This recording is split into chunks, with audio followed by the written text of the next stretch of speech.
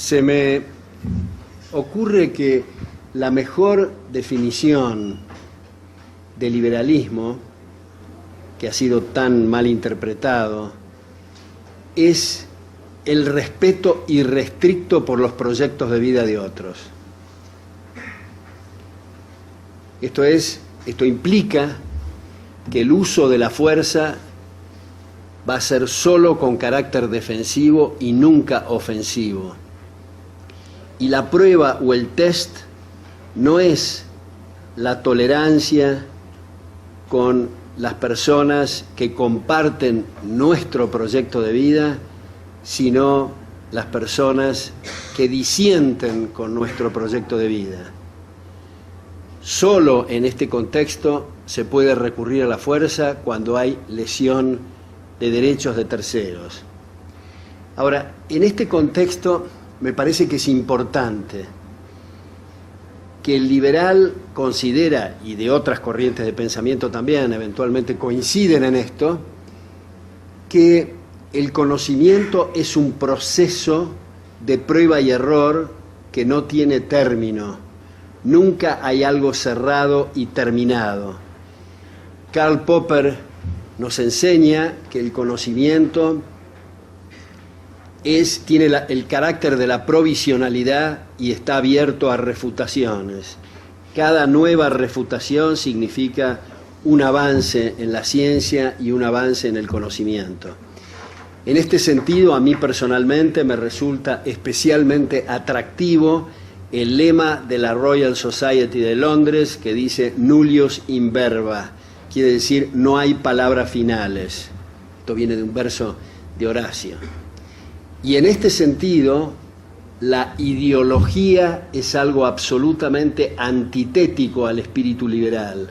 Ideología no en el sentido inocente del diccionario, de conjunto de ideas, ni siquiera en el sentido marxista de falsa conciencia de clase, sino ideología en el sentido de algo cerrado, algo terminado, algo dogmático. Esto es antitético al concepto liberal.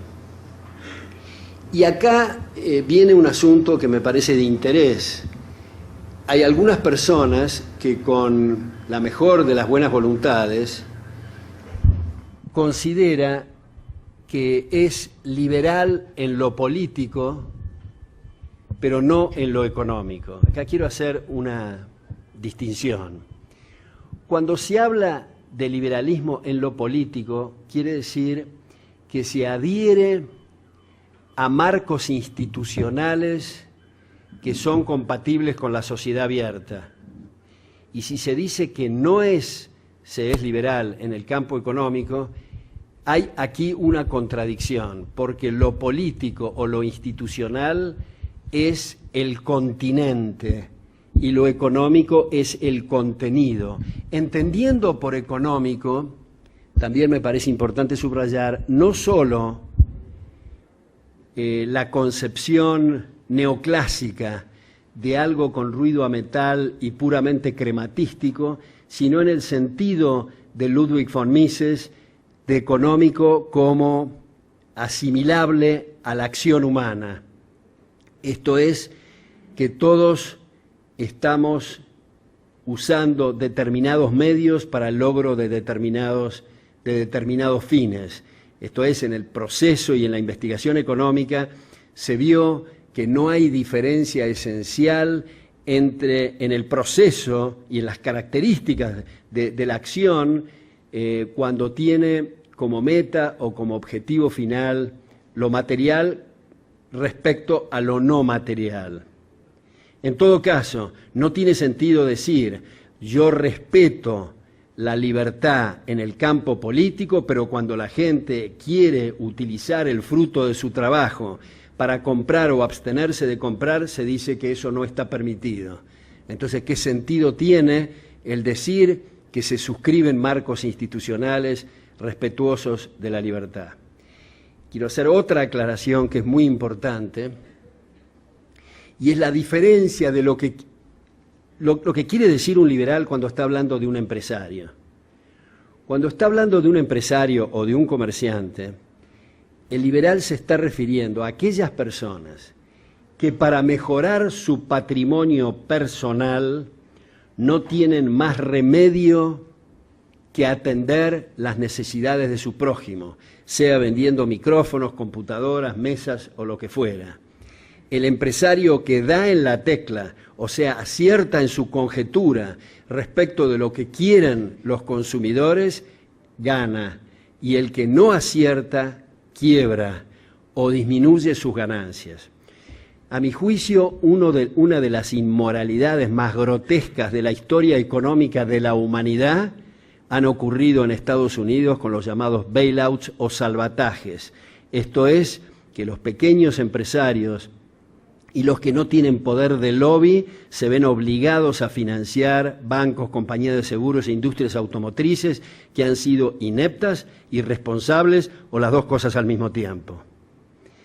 Entonces, cuando estamos hablando de empresario, estamos hablando de aquel que para mejorar su posición patrimonial debe servir a sus semejantes.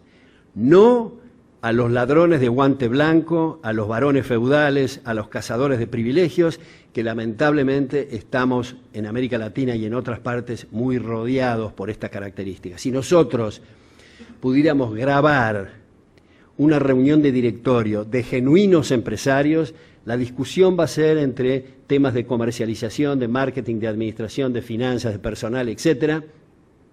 Pero si pudiéramos grabar conversaciones de lobistas pseudoempresarios, de lo cual está bastante generalizado, como digo, nuestro mundo, las reflexiones serían: un fulano se dirige a otro, lo viste al secretario de Comercio, lo viste al ministro de Economía, le mandaste flores al senador tal, al diputado tal. Son lobistas, no son empresarios. Como no queda bien para su estatus social el robar a mano armada y sacarle los muebles al vecino, lo hacen a través del gobierno.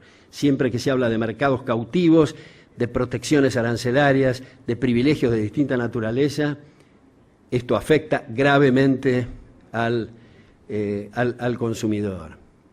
Otro punto que quiero hacer, que es muy caro y muy central al espíritu liberal, es no adherir y más bien rechazar dos instituciones de nuestra época que son nefastas y sus políticas han resultado devastadoras para el mundo libre, y son el Fondo Monetario Internacional y el Banco Mundial. ¿Qué hacen estas dos instituciones? Son, como ha dicho Melvin Krauss, como ha dicho Karl Brunner, como ha dicho Peter Bauer, como ha dicho la propia Anna Schwartz, que escribió con Milton Friedman Historia Monetaria de Estados Unidos. Estas instituciones, estas dos instituciones, son responsables en gran medida de la existencia de aquello que se ha dado en llamar países del tercer mundo. ¿Qué quiere decir un país del tercer mundo? Si no somos racistas, quienes están en un país del tercer mundo no se caracterizan por sus etnias, ni se caracterizan por las latitudes geográficas, ni se caracterizan por las alturas, ni por las características de los continentes, sino por las políticas que sus gobernantes adoptan, que son precios máximos, empresas estatales, inflaciones monetarias, reformas agrarias, corrupciones galopantes, no existencia de división de poder, no independencia de la justicia. Esto es como muchos otros países, tal vez no calificados como países del tercer mundo. El ladrón de gallinas va preso, pero los grandes robos y manotazos al fruto del trabajo ajeno son impunes porque tienen relaciones con un poder judicial que no es independiente. Ahora, como todo esto en economía es siempre una cuestión de incentivos, imaginemos esos gobiernos que adoptan estas políticas, que se les fugan los mejores cerebros, que se les fugan los capitales, y en ese momento llegan estas instituciones nefastas como el Fondo Monetario y el Banco Mundial con carradas de dólares a baja tasa de interés, con periodos de gracia más extendidos que los del mercado, lo cual consolida y reafirma los regímenes corruptos de estos países del tercer mundo.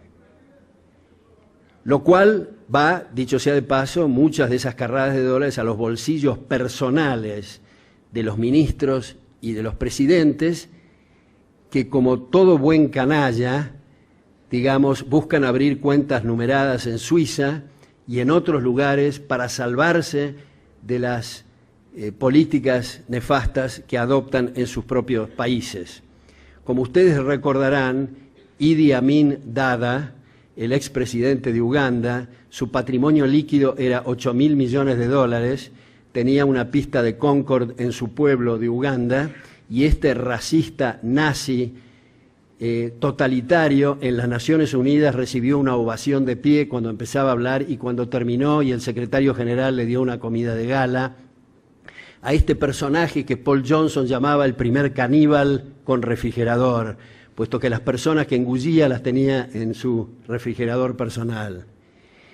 Y así ha sucedido, y como ustedes han visto hoy, Mubarak de Egipto, su patrimonio es de 40.000 millones de dólares. Digamos, en Egipto, donde el Bush II mandaba a la gente a torturar a Egipto con estas invasiones también absurdas e inauditas a Irak, Afganistán y ahora lo que estamos viendo en Libia, que espero poderlo debatir con ustedes. Ahora, ha sido muy desdibujada, entre otras cosas, entre otras muchas cosas, el espíritu liberal en lo que ocurrió con Menem en la Argentina, con Salinas de Gortari en México, con Fujimori en Perú. Esto es los 90. Los 90, muchas veces bajo la pantalla de los mercados libres, se incurrieron en incrementos notables del gasto público, o sea, un leviatán más grande, deuda pública acelerada, corrupciones fenomenales, inexistencia de división de poderes. Entonces, para ponernos en los zapatos desde la izquierda, o lo que genéricamente se llaman las izquierdas, al ver esos llamados modelos, sostienen, si ese es el liberalismo, quiero cualquier cosa menos eso, y tienen razón. Lo único que están dándole a un blanco equivocado y han bautizado como neoliberalismo algo inexistente y fantasioso, y ningún intelectual serio se llama a sí mismo neoliberal. Es liberal o no es liberal, digamos. Ahora, ya que mencioné la deuda, quiero agregar otra cosa que es importante desde la perspectiva liberal, y es que la deuda estatal, la deuda pública, es absolutamente incompatible con la democracia, puesto que compromete patrimonios de futuras generaciones que ni siquiera han participado en el proceso electoral para elegir a los gobernantes que contrajeron la deuda. Entonces no se trata de deuda buena o deuda mala, se trata de, en régimen constitucional, prohibirle al leviatán que contrate deudas y que comprometa patrimonios de futuras generaciones. Ahora, en el contexto, y acá me quiero detener un poco más, en el contexto del espíritu liberal, me quiero detener en lo que genéricamente se ha dado en llamar la cuestión social, que en realidad es lo más delicado y lo más importante de estas elaboraciones, porque cuando se arman estructuras de distinta naturaleza, el objetivo central tiene que ser el bienestar del hombre, si no, no sirve para nada lo que estamos diciendo. Entonces quiero empezar este análisis sujeto a debate con ustedes, y insisto en hacer de abogado del diablo si es que estuvieran de acuerdo, si no están mejor a los efectos del debate, tocar dos temas, tocar el tema del desempleo y tocar el tema de los salarios. Mi tesis, o la tesis liberal, es que si hay acuerdos libres y voluntarios entre las partes, no hay tal cosa como desempleo nunca, bajo ninguna circunstancia, no importa el grado de pobreza más brutal o de riqueza más exorbitante. Nunca va a haber desempleo involuntario. Esto es, el desempleo voluntario no interesa. La persona que se está rascando, vive de rentas o está de vacaciones, en fin, ese no es el problema. El problema es las personas que ofrecen su trabajo y no encuentran dónde hacerlo. Esto es un drama, esto es una tragedia, no solo para el desempleado, sino para toda la economía, puesto que va a contar o se va a contar con una fuerza laboral menor. Y esto tiene consecuencias en el nivel de vida. Supongamos que los que estamos en este cuarto, en esta aula, todos, llegamos como náufragos a una isla donde no hay fuentes de trabajo. Y llegamos sin ningún recurso. Seguramente entre nosotros no diríamos seriamente, ahora que no hay fuentes de trabajo, podemos descansar. Nos vamos a dar cuenta enseguida que no nos alcanzan las horas del día ni de la noche por todo lo que tenemos que hacer para sobrevivir. Unos se treparán a los árboles para obtener cocos, otros pescarán, otros harán otro tipo de actividades y están todos empleados y están intercambiándose los salarios en términos de peces o en términos de cocos. Desde luego alguien puede decir, bueno, pero en esa isla podemos imaginarnos que los salarios van a ser miserables y muy bajos. Es cierto, pero ese es otro tema que vamos a pasar enseguida. Estoy hablando solo del desempleo. Bueno, pero en un país muy pobre los salarios pueden ser 20 platos de frijoles al mes. Es cierto, nadie dijo que el salario tiene que ser monetario, pero mi punto es que no hay desempleo si hay arreglos libres y voluntarios. Ahora, como he puesto este ejemplo el otro día, supongamos que yo llego a esta isla y he estudiado 20 años o 25 años para ser doctor en física nuclear y les ofrezco a ustedes y digo, yo ofrezco mi trabajo como doctor en física nuclear. Y ustedes me responden, mire, nosotros no sabemos qué es doctor, ni qué es física, ni qué es nuclear. Acá necesitamos a alguien que are con las uñas eventualmente para obtener trigo o lo que fuera. Si yo me empecino a ofrecerles el servicio de doctor en física nuclear, yo voy a estar desempleado, pero ese desempleo es voluntario. Cuando estamos hablando de relaciones sociales, interlaborales, lo importante es lo que ustedes necesitan de mí, no lo que a mí se me ocurre y ustedes tienen que necesitar. Entonces a mí, digamos, para poner un ejemplo un poco estrafalario, si ustedes quieren, supongamos que ahora, en este contexto y en este momento, yo les digo, les ofrezco mi trabajo como especialista en cuchicuchi.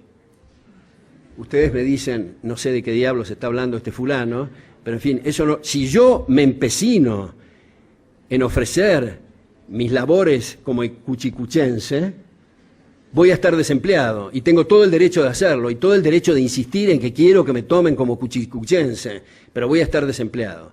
Cuando estamos hablando de desempleo involuntario, estamos hablando nuevamente de relaciones libres y voluntarias entre las partes.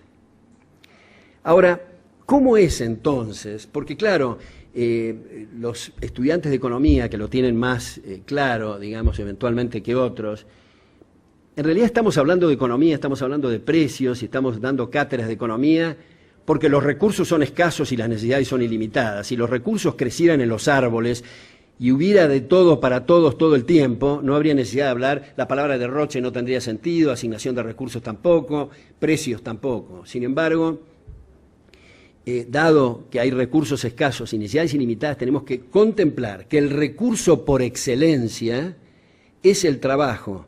Y no estoy diciéndolo solamente por excelencia, porque se trata de seres humanos, sino porque no se concibe la producción de ningún bien ni la prestación de ningún servicio sin el concurso del trabajo. Entonces, es el recurso escaso por excelencia. Entonces, ¿cómo puede ser que se hable de desempleo? Acá por el principio de no contradicción hay algo que falla. No puede sobrar y faltar al mismo tiempo. El desempleo quiere decir que sobra. Y no decimos que es escaso. Bueno, es que estamos diciendo que no hay desempleo sobrante de trabajo si los acuerdos son libres y voluntarios entre las partes.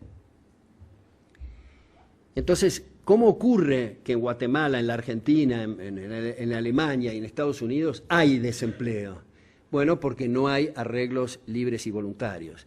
Porque aparece, y esto es algo que especialmente quiero debatir con ustedes, aparece ese absurdo hecho con muy buena voluntad, estoy seguro, pero en economía no importa la buena voluntad, solo importan los resultados, las llamadas conquistas sociales. Esto es, por ejemplo, salarios superiores a los niveles de mercado, y ahora vamos a decir qué quiere decir superiores a los niveles de mercado. Si los salarios son 10 y se pone un salario mínimo, o lo que hacemos en nuestra cama, digamos que se llama el resultado salario familiar, o cualquiera de las otras cosas, el hecho es si la sumatoria de esas llamadas conquistas sociales es superior al salario de mercado, la gente se queda sin trabajar.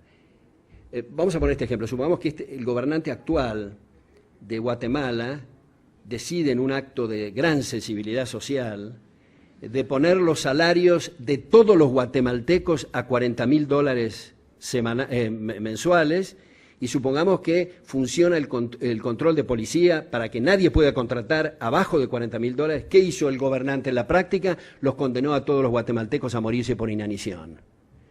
Ahora, el salario mínimo y demás conquistas sociales habitualmente no son $40.000 mensuales, es muy poco por encima del salario de mercado, o sea que la gente que más necesita trabajar se queda desempleada. El gerente general, el gerente de finanzas, el gerente de personal de la empresa no se enteran del tema ni les importa, a menos que la conquista social supere sus ingresos, porque entonces sí se van a enterar porque ellos no encuentran empleo. Entonces, un punto me parece capital en esta cuestión social es entender que no se trata de voluntarismo, no se trata de la sensibilidad social del empleador para sus empleados ni el gobernante para sus gobernados, sino que se trata de ¿qué? De tasas de capitalización. ¿Qué quiere decir tasa de capitalización? Quiere decir inversiones en máquinas, equipos, instalaciones, conocimientos para lograr esos objetivos, que hacen de apoyo logístico al trabajo para aumentar su rendimiento.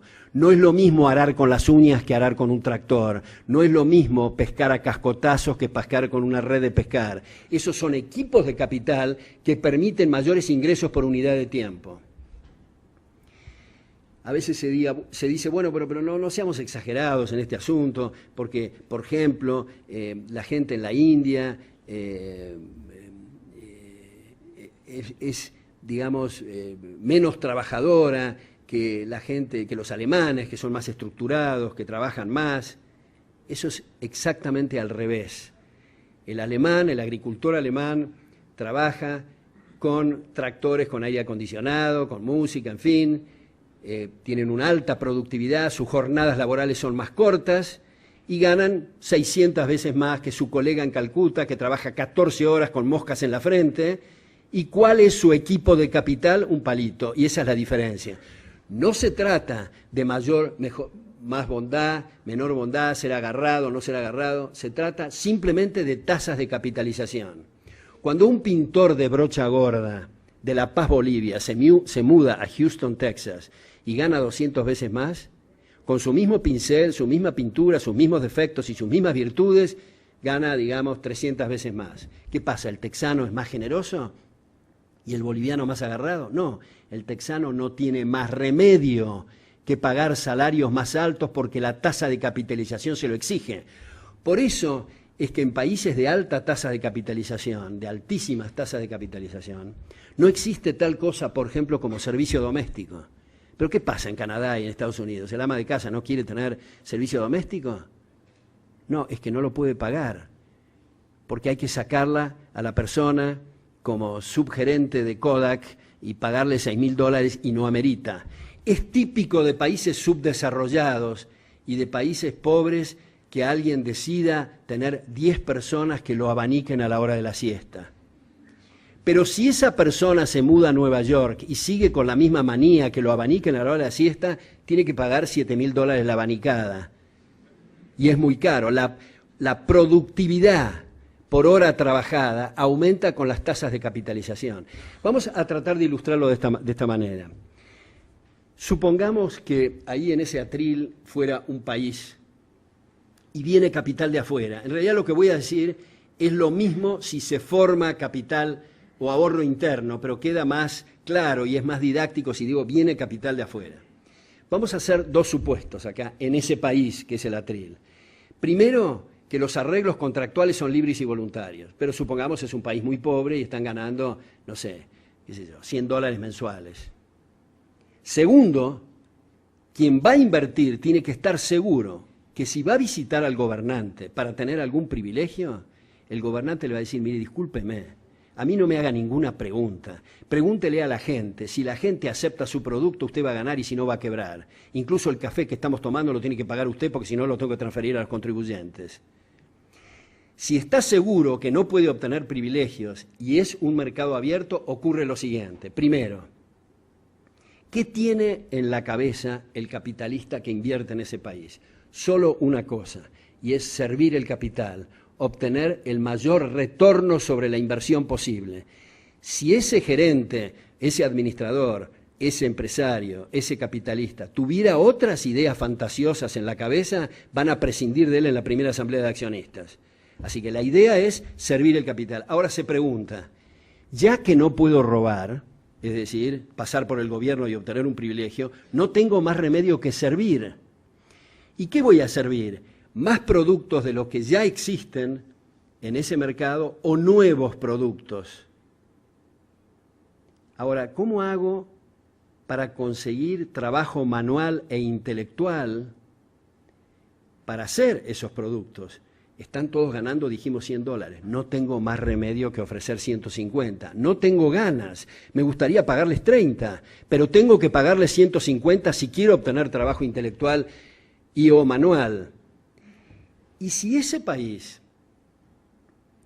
ese país vinieran todos los capitales de Europa y Japón juntos, pasan de $100 a $10.000 mensuales, sin que hayan cambiado sus virtudes ni sus defectos, solo que van a trabajar a jornadas más cortas, van a poder ser más exigentes, esto es, un gerente asume y dice, yo quiero el entelado de mi oficina celeste claro y quiero música de Beethoven, y no es porque sean buenos los que se lo están otorgando, es que no consiguen trabajadores intelectuales o manuales si no pagan lo que está requiriendo la tasa de capitalización. Ahora, a su vez, ¿cómo se hace para obtener tasas de capitalización elevadas teniendo marcos institucionales civilizados, respetando derechos de propiedad? Porque acá otra vez, si los recursos fueran sobreabundantes, no habría necesidad de asignar derechos de propiedad. Hay necesidad de asignar derechos de propiedad porque los recursos son escasos. Y hay que comprender que esa asignación es siempre provisoria. El consumidor, el que está vendiendo chicle o el que está vendiendo cocos o lo que fuera, tiene que estar atento a lo que la gente está demandando. Si hay un cambio en la demanda, un cambio en la moda, un cambio en los gustos, un cambio en las preferencias, tiene que adaptarse ese empresario y si no se adapta, tiene que quebrar o ganar menos. Entonces, el cuadro de resultados es clave para esa asignación de recursos.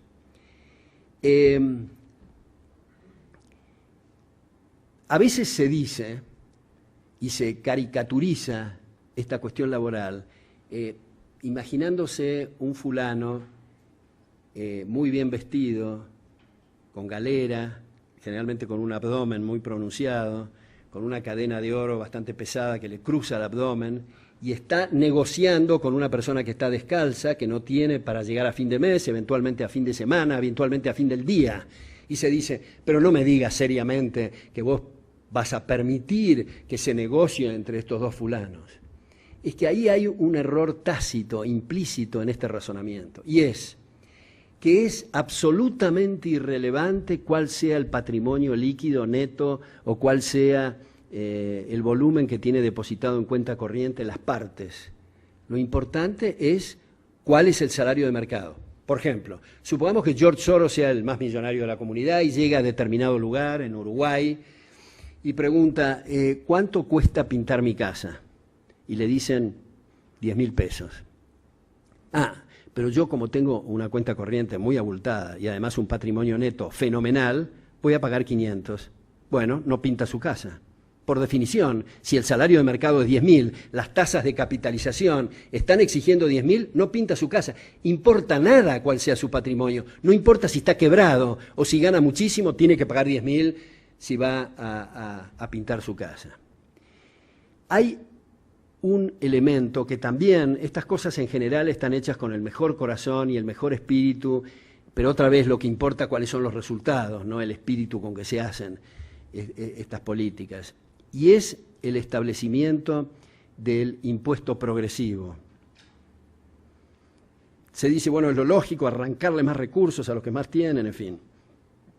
Vamos a analizar cuál es el efecto del impuesto progresivo, dejando de lado el entusiasmo muy grande que ha puesto Marx en el Manifiesto Comunista de 1848, en 2 puntos, insistir en el impuesto progresivo para hacer explotar al sistema capitalista. Dicho sea de paso, y digo entre paréntesis, es muy difícil combatir, digamos, a la filosofía comunista adoptando los 10 puntos servilmente que aconsejó Marx en el Manifiesto Comunista, como en gran medida adopta el mundo libre. Pero vamos a decir, aparte de quién lo propone, quién lo combate, imaginemos una pirámide patrimonial. Los que más tienen están en el vértice y los que menos tienen están en la base. Un impuesto progresivo, como ustedes saben, quiere decir que la alícuota o la tasa progresa a medida que progresa el objeto imponible, sea las ganancias, sea las ventas, sea lo que fuera. Supongamos que se establecen impuestos progresivos. El que está abajo en la pirámide y sube un poquito, le sacan el 25, sube otro poco el 30, el 45, el 70, no llega en la perra vida, digamos, al vértice.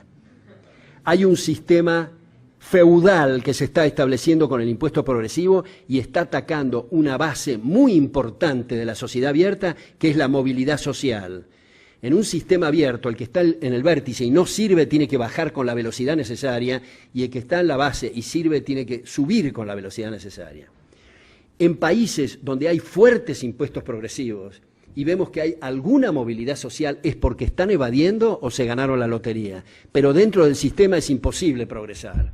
Entonces, no quiero hacer cosas ad hominem, digamos, pero en Estados Unidos, antes de establecer el impuesto progresivo a las ganancias, los Rockefeller, los Kennedy, en fin, se ubicaron en el vértice, y es el impuesto progresivo, a pesar de que se hace para castigar a los más ricos, es un privilegio para los ricos porque lo están eliminando a los que vienen de abajo. Los que entienden y los que saben de rugby se llama hand-off, es decir, lo están eliminando a los que vienen de abajo. Se establece un sistema feudal. El que nace rico, muere rico, el que nace pobre, muere pobre, independientemente de sus eficiencias.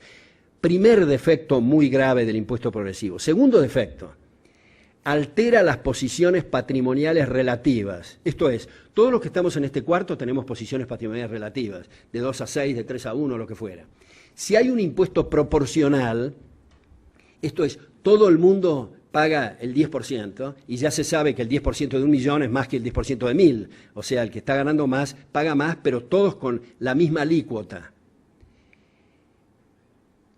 Una vez que pasa el rastrillo fiscal y se cobró un impuesto proporcional, todas las posiciones patrimoniales relativas quedaron intactas, con bolsillos y carteras menores, digamos, pero quedaron intactas. Cuando se establece un impuesto progresivo, ocurre la siguiente paradoja.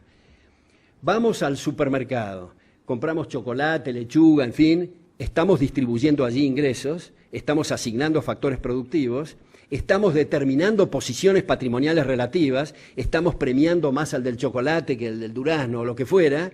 Sin embargo, cuando se establece el impuesto progresivo, se altera y se contradice lo que acabamos de decir, hacer e indicar en el supermercado. Todas las indicaciones que hicimos en la asignación de recursos se alteraron. Dijimos que creíamos que la leche debe ser más premiada, por ejemplo, que los relojes. Sin embargo, después del impuesto progresivo, quienes obtienen ingresos por la leche y quienes obtienen ingresos por los relojes, se alteran esos indicadores. ¿Y qué importa alterar los indicadores? Importa que los recursos son escasos y hay que aprovechar cada centavo. Esto significa dilapidar factores productivos. ¿Y qué importa dilapidar factores productivos? Importa porque las tasas de capitalización están determinando salarios, y si se consume capital, bajan salarios. Y por último, para señalar los elementos más centrales del impuesto progresivo y más contundentes, el impuesto progresivo es regresivo. Esto es, supongamos que se cobra un impuesto progresivo en una punta del 90% a los ingresos de un fulano. Ese fulano se va a poner de mal humor, eventualmente va a tener una úlcera, va a discutir con el contador, en fin, pero el efecto más grave no es ese. El efecto más grave es que va a disminuir su tasa de inversión. Y el que está acá, en la otra punta, que no vio ni una planilla fiscal y no sabe que son impuestos, está pagando ese golpe porque sus salarios podían ser 50 y son 20 porque la tasa de capitalización que se hubo de producir en la otra punta no se produjo. Ahora, hay otras por último, digo, para dar tiempo a que haya debates y preguntas y reflexiones de ustedes,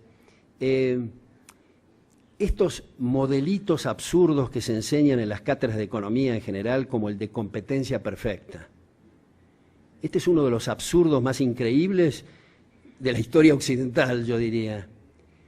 Como ustedes saben, generalmente los profesores que entran a las clases de economía, de micro, empiezan con este modelo de competencia perfecta.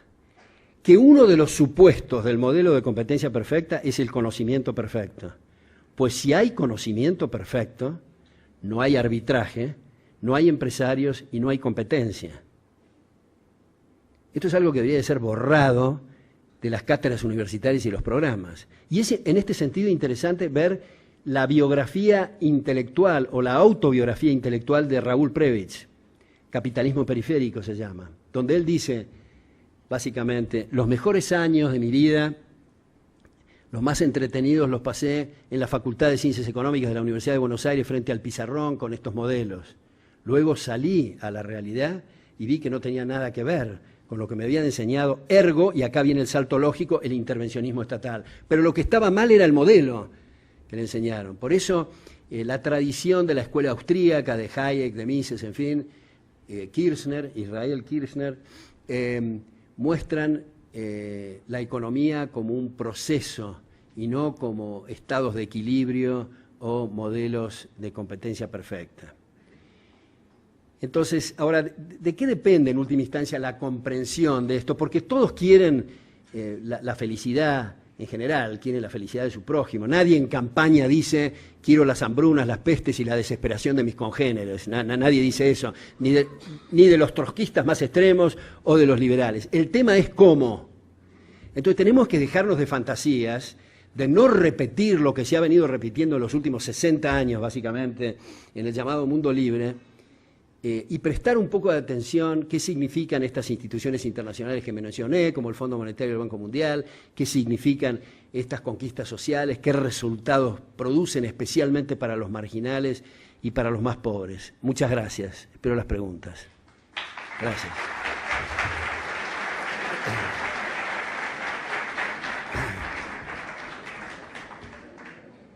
Sí, muchas gracias por la exposición, me pareció muy buena. Bueno, usted decía de que en el modelo de competencia perfecta no había competencia, pero es justamente eso lo que se fomenta en el modelo de competencia perfecta, que haya más competencia. Y al haber más competencia, bueno, lo contrario de competencia perfecta sería un monopolio, ¿verdad?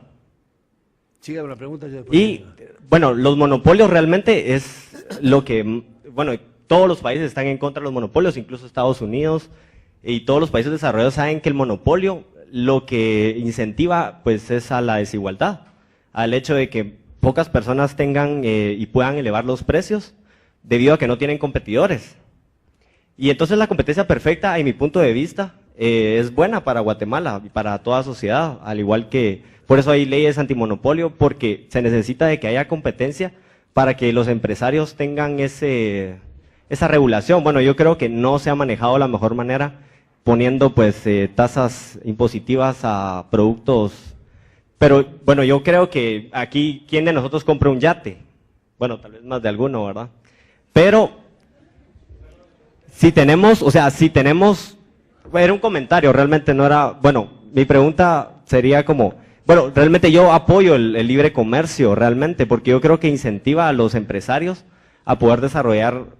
¿Quién de nosotros tiene yates? Si nosotros cobramos un 300% de intereses por los yates, bueno, bajaríamos de que la gente aquí comprara yates, pero era un comentario, no sé si se pueden comentarios también. Sí, adelante, adelante. Sí, entonces, si nosotros ponemos tasas impositivas a los yates, pues es cierto, damnificaríamos a la gente que compra yates. Pero si por ese 300% de impuestos a los yates podemos bajarle un poco el impuesto al maíz o el impuesto al pan, al frijol. Ese era mi comentario. Bueno, le agradezco esa reflexión. Yo diría que lo podemos dividir en 4 puntos a eso. Uno, lo de la competencia perfecta otra vez, otro, el monopolio, el igualitarismo y el tema fiscal. Respecto de la competencia perfecta, no sé si fui lo suficientemente claro, Pero lo que digo es que si el supuesto de la competencia perfecta como es el conocimiento perfecto, si hay conocimiento perfecto, no hay disparidad entre costos subvaluados y precios, que es lo que está buscando el empresario para obtener un margen operativo. Si hay conocimiento perfecto de todos, los costos son iguales a los precios y no hay posibilidad de arbitraje. Por lo tanto, hay inexistencia de empresario. La actividad empresarial es que está estimando que los costos están subestimados en términos de los precios finales y conjetura que va a sacar partida por la diferencia. Si hay conocimiento perfecto, eso desaparece. Por eso no solo no hay competencia, sino que no hay empresarios, no hay arbitraje. Respecto del monopolio, me parece importante detenernos un minuto en esto. El problema gravísimo del monopolio es el monopolio legal, es el monopolio otorgado por la autoridad estatal, por el monopolio de la fuerza que llamamos gobierno, sea privado o sea estatal. Esto significa necesariamente que hay un perjuicio para los consumidores, puesto que si no hubiera existido ese decreto gubernamental que estableció el monopolio, el consumidor hubiera podido obtener una mejor ventaja o una ventaja mayor. Ahora, el monopolio no estatal, no legal, es una gran virtud hacia la esencia del progreso. Imaginemos nuestros ancestros, y todos venimos de las cavernas y de la situación más miserable, cuando no del mono. El individuo que descubrió el arco y la flecha, si hubiera habido una ley antimonopólica, no lo hubiera podido aplicar. Seguiríamos con taparrabos y garrotes si hay monopolio de la fuerza. El que está descubriendo un nuevo equipo electrónico o un nuevo programa, o el que está descubriendo un nuevo remedio, un nuevo fármaco, un nuevo producto farmacéutico, no lo podría hacer si hay leyes antimonopólicas. Leyes antimonopólicas significa que no puede haber progreso. Pero lo interesante del proceso de mercados abiertos es que si alguien es monopólico en el arco y la flecha o lo que fuera, y el mercado está abierto, cualquiera que considere que es muy provechoso ese reglón puede entrar a desbancarlo y a competir con él. Luego el tema del igualitarismo. Yo creo, como dice Robert Barrow, este profesor de Harvard, la gente se lo pasa haciendo cálculos, la Gini ratio para ver dispersión de ingresos y todo lo demás, pero lo importante no es el delta o la diferencia de ingresos, sino que se establezca un sistema en los cuales todos puedan progresar. La diferencia de ingresos las estamos haciendo nosotros en un mercado abierto.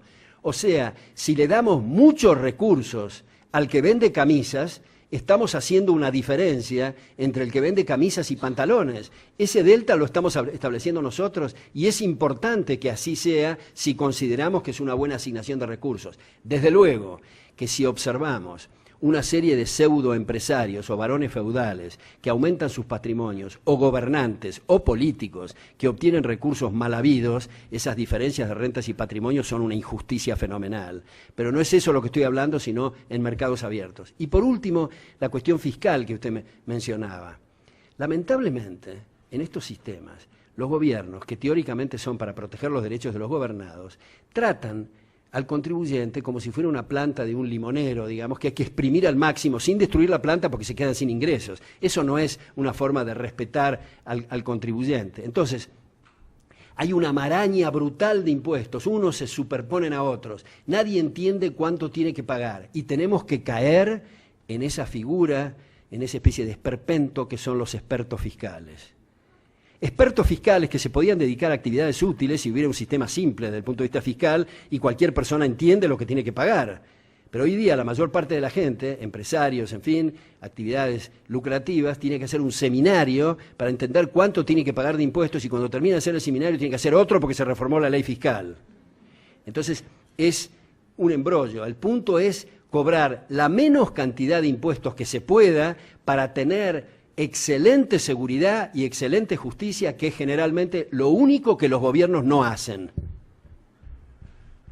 Quisiera saber su opinión en 3 temas. En la primera, lo que dice usted, la política fiscal, la criticó con lo que dijo Marx, pero quisiera ver su opinión en lo que dijo Keynes, utilizarlo para regular el mercado, ya que usted mismo lo ha dicho, los modelos de competencia perfecta pues no sirven para nada, y más lo que tenemos en la realidad son monopolios, o sea, competencia imperfecta.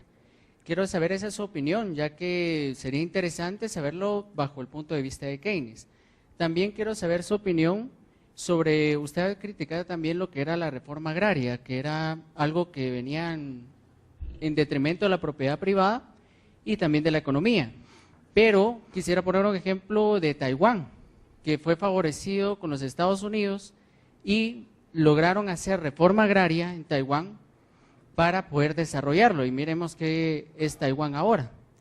Y el tercer aspecto, ¿qué podemos hacer nosotros para verlo el empleo y el desempleo aquí en Guatemala cuando las posiciones son muy cerradas? Como lo que Smith dijo en una oportunidad en sus tesis, el hombre económico. ¿Qué podemos hacer nosotros si el mercado no puede pues redistribuir ese empleo y ese salario digno si cada uno se cierra en su propio interés? Gracias. Bueno, el primer punto respecto de Keynes, para ponerlo en una píldora y hacerlo muy corto, tal vez excesivamente sobresimplificado, Keynes, su receta central es el déficit fiscal financiado con expansión monetaria. Eso significa inflación monetaria que perjudica muy especialmente a la gente más necesitada. Es lo que está haciendo, lo que ha hecho Bush II en Estados Unidos y lo que está haciendo Obama, monetizar la deuda. Ahora, la inflación monetaria, al revés o al contrario de lo que mucha gente dice, no es el aumento general de precios. El efecto de la inflación es la distorsión en los precios relativos. O sea, si todos los precios aumentaran en forma igual e uniforme con la expansión monetaria y los salarios también son un precio, no habría problema que los precios aumenten al 50% mensual, semanal o diario, si nuestros salarios aumentan al 50% diario, semanal o mensual. Tendríamos que llevar el dinero en carretillas, eventualmente corregir los libros de contabilidad y las columnas, eventualmente corregir las máquinas de calcular, pero no habría problema. La desgracia, el problema y lo contundente de la inflación monetaria es que distorsiona los precios relativos. Entonces, ese es el efecto, digamos, keynesiano. Ahora, usted señaló el punto de si cada uno está encerrado en su interés. Yo quiero elaborar un minuto sobre esto. Todos actuamos en nuestro interés personal. No hay tal cosa como acción desinteresada. A veces en la literatura, cuando se pone desinteresado, quiere decir que no está interesado en tener una remuneración, sino que lo hace por otra cosa. Yo estoy interesado ahora en que me salga claro esto. Ustedes están interesados con sacar algún provecho con esto y no perder el tiempo. Estamos interesados cuando nos acostamos a la noche, eventualmente si no somos suicidas, en amanecer con vida. La madre que cuida al hijo está interesada en la salud de su hijo. El que asalta un banco está interesado en que le salga bien el asalto. O sea, no hay una diferencia entre la categoría moral, lo ruin o lo sublime, pero todos estamos interesados. Y esto es algo de gran interés, porque entre comprador y vendedor, nosotros dos, por ejemplo, si estamos haciendo una transacción, yo para hacer una transacción y venderle este micrófono, yo tengo que ponerme en sus zapatos y tratar de mostrarle las virtudes del micrófono desde sus intereses, porque si yo le pongo a hablar de mi vida personal y lo que a mí me atrae, a usted le va a resultar irrelevante. Yo tengo que tocar su interés para que usted me compre. Y si usted me vende algo a mí, también. Es decir, hay un interés entre el carnicero y quien está comprando. Por eso, observen ustedes, esta cosa muy atractiva es que cuando se hace la transacción, el carnicero y la señora o el señor que van a comprar, los dos se dicen recíprocamente gracias, porque los dos ganaron. Uno entregó dinero y el otro entregó carne. Ahora, quisiera tomar un minuto. Hay un periodista en Estados Unidos que se llama John Stessel, que a lo mejor alguno de ustedes lo ha visto, está en Fox News y en otros, en fin. Y yo vi una vez un video de él que me resultó sumamente atractivo. y es lo siguiente, para mostrar las virtudes, porque cuando decimos mercado, a lo mejor los economistas tenemos un problema acá, al utilizar demasiado la expresión mercado, el mercado quiere, el mercado desea, el mercado demanda, el mercado copula, al final estamos haciendo una especie de antropomorfismo del mercado como si fuera una persona. ¿Y qué queremos decir con el mercado? La gente, los deseos de la gente. Entonces, dice John Stossel, imaginemos un trozo de carne envuelto en celofán en una góndola en un supermercado. Ahora cerremos los ojos y hagamos un esfuerzo en regresión para mirar para atrás. Y vemos el agrimensor que está calculando los lotes, el alambrado, los postes, imaginemos en los postes, son tareas de 30 años de reproducir árboles y las talas, y todas las cartas de crédito, y los transportes, y los camiones, y para hacer los camiones, horizontal y verticalmente, millones de empresas, los tractores, las cosechadoras, los fertilizantes, los pesticidas, el ganado, el caballo, las riendas, las monturas, las empresas para hacer monturas, están colaborando millones de personas que se comunican a través del sistema de precios, que es el indicador para saber dónde meterse y dónde no meterse. Tiene conocimiento el hombre o la mujer en el spot, y a veces es un conocimiento, como decía Michael Polanyi, tácito, no articulable, igual que nosotros cuando andamos en bicicleta, simplemente andamos, no estamos explicando todas las leyes físicas inherentes a andar en bicicleta. Y nadie estaba pensando en el pedazo de carne en la góndola. Sin embargo, oh milagro, está la carne después de millones de arreglos que se han hecho a través del sistema de precios. Ahora viene la arrogancia fatal, como diría Hayek, el socialista, el intervencionista que dice, no, un minuto, no podemos dejar a la anarquía del mercado, todo esto vamos a controlar. Y ahí desaparece el celofán, el pedazo de carne, la góndola y eventualmente el supermercado, hay escasez, no hay nada, desarticuló todo y concentró ignorancia. En lugar de permitir el conocimiento disperso y fraccionado a través del sistema de precios, concentró ignorancia.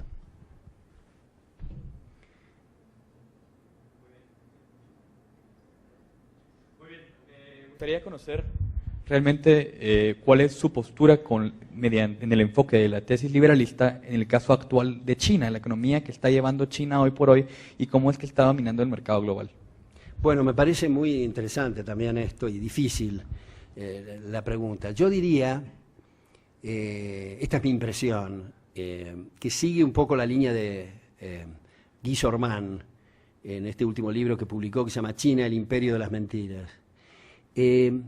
Donde el aparato comunista observaron algunos de los líderes del aparato que la forma de vida de la burocracia y de la nomenclatura, principalmente y secundariamente, el nivel de vida de la gente y la pobreza era brutal. Entonces decidieron dar islotes de libertad para poder vivir mejor ellos principalmente y secundariamente la gente. Y esos islotes produjeron unos efectos brutales en cuanto a la creación de riqueza. Pero está tácito la espada de Damocles del sistema, la nomenclatura, las estructuras y los aparatos políticos de no haber libertad en general. Por eso es que millones y millones, literalmente, de chinos se mueren de hambre, donde no han dado esos islotes y donde está férreamente estructurada el control. Y cuando se tratan de salir de madre, entonces empiezan a intervenir a Google o intervenir a Facebook y, en fin, todas esas cosas que ya sabemos. Ahora, también, a raíz de esa pregunta, se me ocurre decir que a lo mejor entre nosotros, porque me parece que estos microclimas de universidades son la clave del futuro,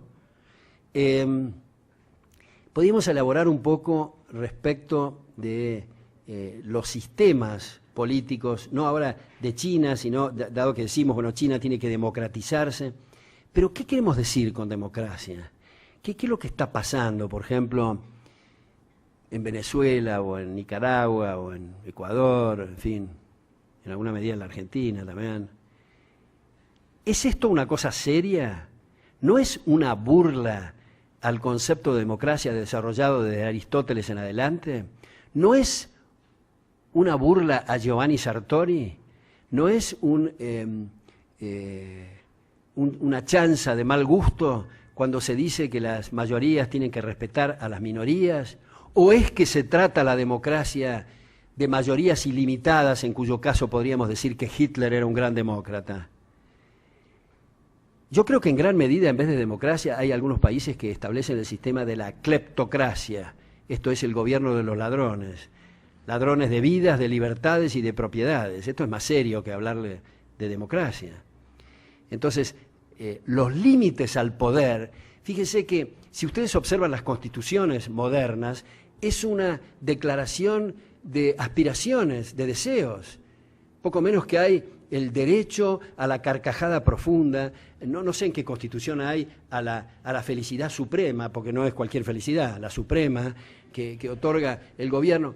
Fíjense ustedes, en Ecuador, la última asamblea constituyente, las huestes de Correa sugirieron incluir en la Constitución, por suerte la moción no prosperó, incluir en la Constitución el derecho al orgasmo de la mujer. Y había algunos individuos que no entendían y decían, ¿por qué no al hombre? Pero en fin, digamos, eso no es serio, eso es una cosa orwelliana. Eso es una cosa orwelliana. En realidad, cuando estamos hablando de un derecho, y esto me parece importante para los estudiantes de Derecho, pero también para economía, dado el avance de Law and Economics, ¿no? ¿Qué quiere decir un derecho? Si yo les digo a ustedes, miren, yo gano 1.000, la contrapartida de eso es que hay una obligación universal de respetarme los 1.000. Pero si yo digo, yo debo ganar 2.000 y solo gano 1.000, y el gobierno me otorga ese derecho, quiere decir que hay que sacarle a alguien para darme a mí la diferencia. Y al sacarle a alguien se ha lesionado el derecho de él, por eso es un pseudo derecho. Y todos estos son pseudo derechos, no es el caso solamente de Ecuador, también es el caso de la Argentina, en Brasil. Hace relativamente poco se derogó ahora, había una cláusula constitucional que establecía cuál debe ser la tasa de interés en términos reales. Esto no es una cosa seria. Y es increíble que todavía pueda servir de anzuelo para muchos decir, no sé, lo único que falta es decir, garantiza al gobierno que todos sean millonarios, pero no se puede, es una cosa que es infantil, es absurda, y desde la Carta Magna de 1215 en adelante, las constituciones han sido para limitar el poder. Sin embargo, acá se observa que los poderes son cada vez más ilimitados y discrecionales. Usted hablaba acerca del desempleo como que uno de los problemas principales era la falta de acuerdos libres. Y entonces mi pregunta es acerca del salario mínimo. Usted, para que yo lo comprenda mejor, bajar el salario mínimo o incluso abolir el salario mínimo implicaría ampliar entonces la oportunidad de que las personas se pudieran emplear. Esa es la primera pregunta. Y la segunda es acerca de la orientación que hay del trabajo. Usted dijo que el trabajo era un recurso escaso, pero que no existía como una orientación adecuada o no nos estamos preparando adecuadamente para cubrir las necesidades laborales que hay. Es decir, se nos prepara en base a lo que queremos nosotros ofrecer, pero no a lo que se necesita ofrecer en ese ambiente. Bueno, respecto al primer punto, no se trata de bajar el salario mínimo, se trata de eliminar eso que es una fantasía, como estoy diciendo. Realmente, si yo creyera, o si ustedes creen, que por medio de un salario mínimo se puede enriquecer a la gente, yo discutiría que se hagan esas negociaciones larguísimas para obtener el 15% o el 22.3%. No, yo haría el 7 billones% diario para hacernos millonarios de una vez, porque andar con cositas chicas. Pero lamentablemente no se puede, no es un tema voluntarista, esto depende de las tasas de capitalización.